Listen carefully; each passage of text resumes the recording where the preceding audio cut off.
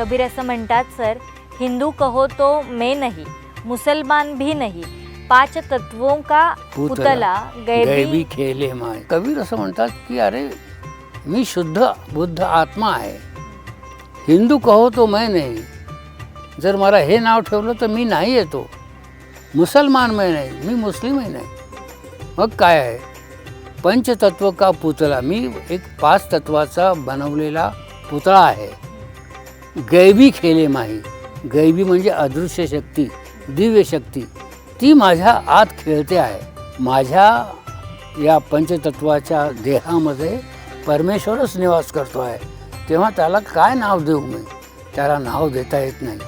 फक्त आपल्याला ओळखायचं आहे म्हणून आपण काहीतरी नावं देतो, काही खुणा देतो, काही प्रतीकं करतो.